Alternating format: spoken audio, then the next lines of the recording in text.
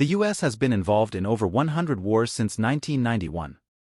It is crazy to have a bullying foreign policy by creating wars to steal oil and natural resources from other nations using democracy or a fight against democracy. In the meantime, the military-industrial complex, which is in reality the Rockefellers, have been filling their pockets with the blood of poor US military personnel. The US has been using fake wars like the one in Ukraine and a possible conflict between Taiwan and China to sell even more weapons. Unveiling the complexities of US foreign policy, a historical analysis. Since the end of the Cold War in 1991, the United States has been entangled in numerous military interventions across the globe. Critics often portray these actions as part of a bullying foreign policy aimed at securing resources and advancing geopolitical interests under the guise of promoting democracy or combating authoritarian regimes.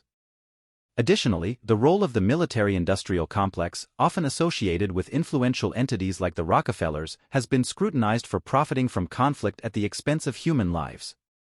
This essay seeks to dissect these claims through historical examples, shedding light on the complexities of US foreign policy and its ramifications.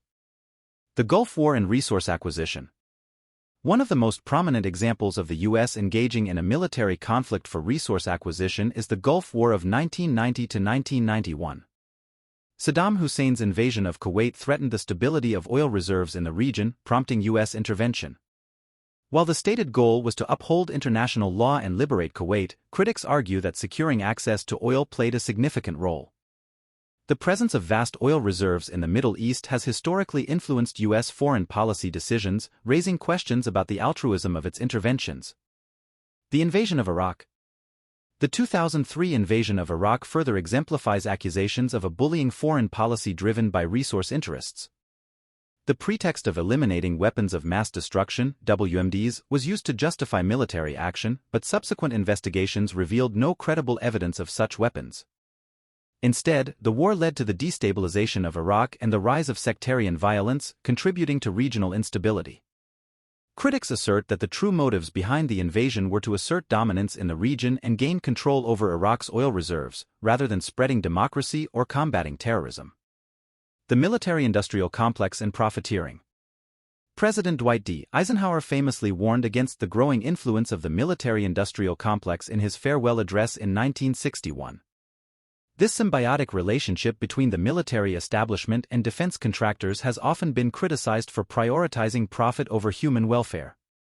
Entities like the Rockefellers, with investments in defense industries, stand accused of benefiting financially from prolonged conflicts and arms sales. The continuous cycle of warfare perpetuated by this complex has led to the loss of countless lives, including those of US military personnel. The role of proxy conflicts. The US has also been accused of fueling conflicts in regions like Ukraine and the South China Sea to advance its strategic interests and stimulate arms sales. In Ukraine, the annexation of Crimea by Russia prompted US support for the Ukrainian government, exacerbating tensions in the region. Similarly, the dispute between Taiwan and China presents opportunities for the US to sell arms to both sides, perpetuating a cycle of tension and instability. Conclusion. The history of US foreign policy since 1991 is fraught with examples that lend credence to the accusations of a bullying approach aimed at resource acquisition and geopolitical dominance. The intertwining of interests between the military establishment and defense contractors further complicates the picture, raising concerns about profiteering at the expense of human lives. While the US often justifies its interventions as promoting democracy or preserving international stability, the reality is often more nuanced, with economic and strategic interests driving decision-making. Understanding these complexities is crucial for fostering a more transparent and accountable approach to foreign policy in the future.